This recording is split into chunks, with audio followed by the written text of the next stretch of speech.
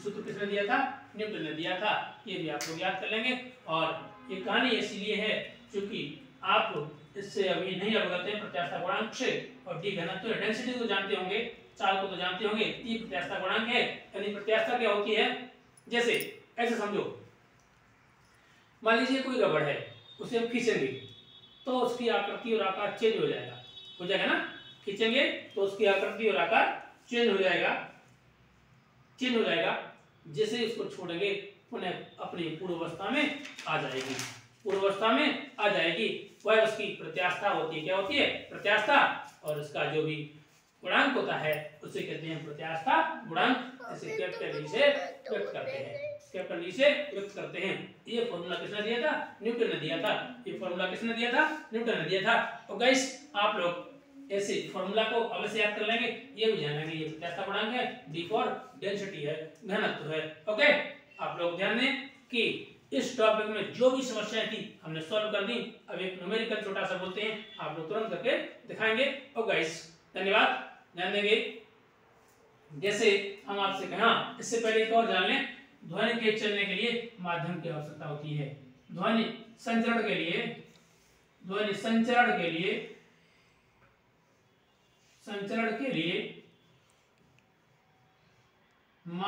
की आवश्यकता होती है। माध्यम की आवश्यकता होती है।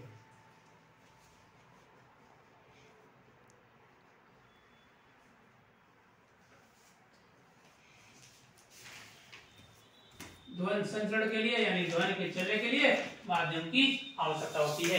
ध्वनि के संचरण के लिए माध्यम की आवश्यकता होती है। बिना माध्यम के ध्वनि नहीं चलती है, जबकि प्रकाश बिना माध्यम के चलता है, अर्थात प्रकाश निर्वात में भी चलता है। निर्वात में प्रकाश की चाल को सी मानते हैं।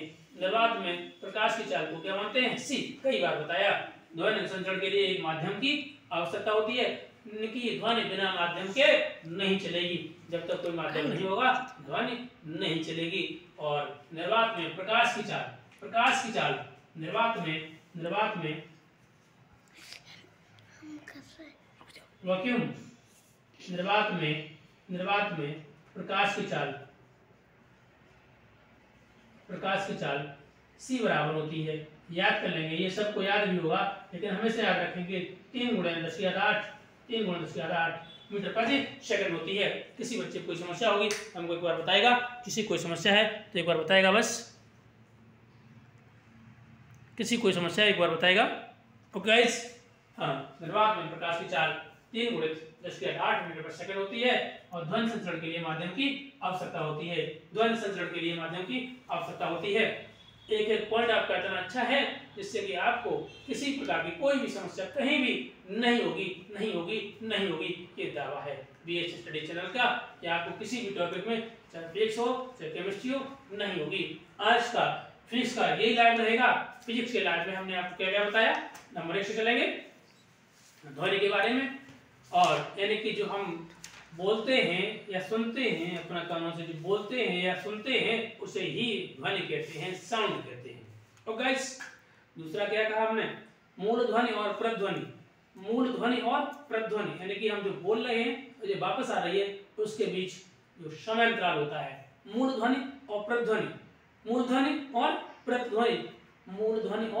प्रतिध्वनि के बीच समयांतराल होता है 1/10 सेकंड। 1/10 सेकंड होगा। इसलिए आप लोग ये भी समयांतराल भी याद रख लेंगे। इस पर भी क्वेश्चन कर लेता है कि कितना समयांतराल के बाद हमको ध्वनि सुनाई देगी या प्रतिध्वनि सुनाई देगी। तो 1/10 सेकंड के बाद। तो गाइस आगे बढ़ते हैं। दूसरा क्या पढ़ाया हमने आपको कि ध्वनि बिना कंपन की उत्पन्न नहीं होती है। जब कंपन होंगे तो ध्वनि उत्पन्न होगी। और गाइस तीसरा क्या बताया? आवृत्ति फ्रीक्वेंसी क्या होती है? 1 सेकंड में किए गए कंपनों की संख्या।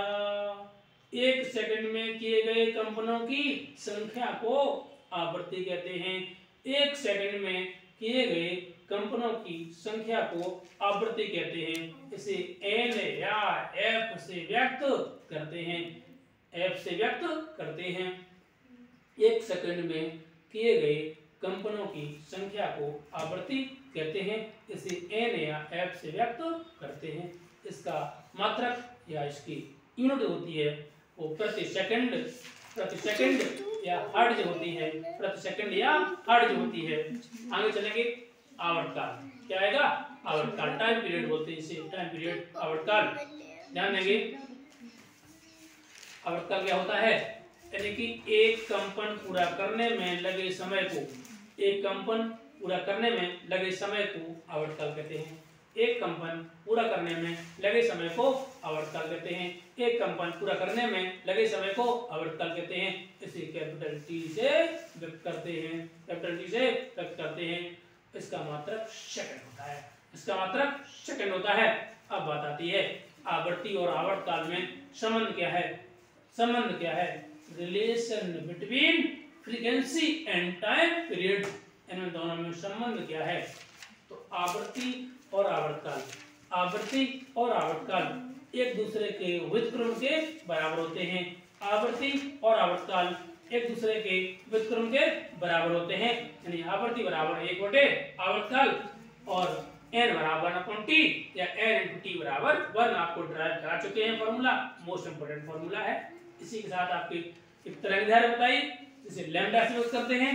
तरंग चाल बताई, इसे v से यूज करते हैं। फॉर्मूला बताया v बराबर लैम्डा अपॉन t, v बराबर लैम्डा अपॉन t, v बराबर l लैम्डा।